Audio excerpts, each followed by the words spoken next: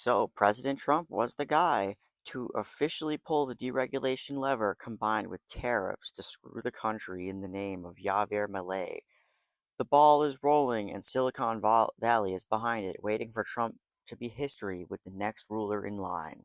So, multiple sources have claimed the situation looks bleak for his health, revealing in a letter to the White House from physician Sean Barabella explaining that he's got swelling and blood pooling in his legs and veins, otherwise known as chronic venous insufficiency.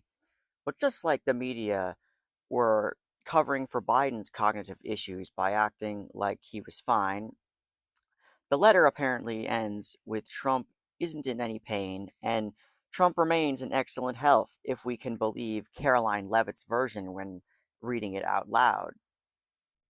She could have just been lying about what it said.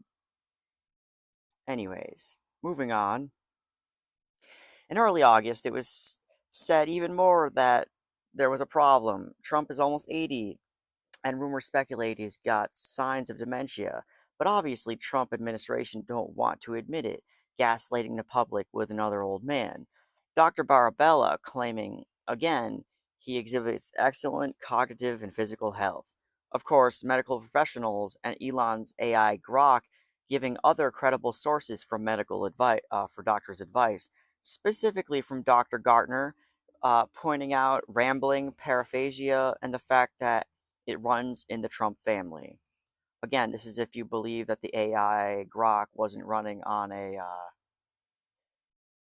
hallucination error. All right. In this uh, article, it suggests that he had a stroke. This is an AI upscaled image of Trump. You could see that the hat's all fucked up and this weird thing in his forehead. But this non-upscaled video clearly shows there's also something on his forehead, and he's just got this general blank stare. So, I believe this could be AI, but it's hard to say. So, we could see the weird makeup on his hand from the chronic vein issue he has. This is really gross, actually, to think that he's just walking around like that. All right. In this video, everyone thought Trump died after a 70-hour no-show. I guess I agree with Vosh here a little bit. Trump dying might lessen his cult of personality aside from his base publicly feeling betrayed. So his popularity is already out the door, even if the administration agrees with most of what he does. In a sense, it's a good thing for morale. And I agree that for the most part, fascism isn't efficient. There's moral and crude reasons this is the case. But something my spouse told me, and then I saw the pattern, is that fascism is full of contradictions, which probably wasn't automatically, which plays into the big lie, saying things that contradict reality over and over until people go along with it, while doing the opposite or behave in the opposite. So ultimately, I think Trump's death is a hollow victory where everything is already set up to get the AI deregulation and the fascist ball rolling. Trump's popularity is not good. The public outcry never stopped him when he was alive, so the administration putting in Vance might not matter. So while the internet will celebrate once he passes, we might not be able to tell when that happens. I uh, I think a story, article, or event will happen that most people will miss. That's really important. Possibly a major stage of what the administration has in store. Of course, that's my speculation. So once Trump is out of the way, the next phase of the administration will begin. Not just Vice President Vance taking power, but solidifying the White House Silicon Valley connection, as Vance was trained by Palantir co founder Peter Thiel. I think it's scary letting our guard down by not seeing this. Vance is not a direct worker for Thiel or Palantir. Not a direct worker, but easily well funded and boosted to get where Vance is today.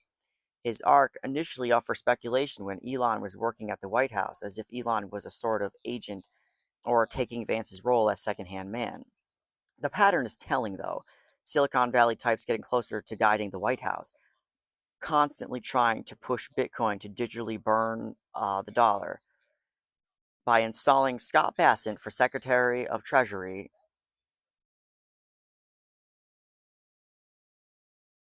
and he goes on to say he wants the U.S. to become a Bitcoin superpower of the world. And then, and the elites don't want to wait for the faith in the new currency because they can't force people to think it will work. And we need the illusion of faith for this, for even the dollar to hold true. Even credit cards still hold the dollar conceptually, despite the cashless transition. So, moving on to goofy ass Vance, I think uh, I don't think because Vance. I think because Vance seems kind of boring, made fun of in memes, and most of all, doesn't have the cult of personality from the MAGA movement. He is the unassuming man without the fire to get it done, or we could all hope he can't. So, and it's possible he's not ready for the fascist momentum that was set up for his administration. When he talks to the press, he answers directly without any spin, already throwing the pattern of the brand away. And JD Vance being the youngest second in line, breaking from the geriatric control of politics. All right. I'll see you in the next one.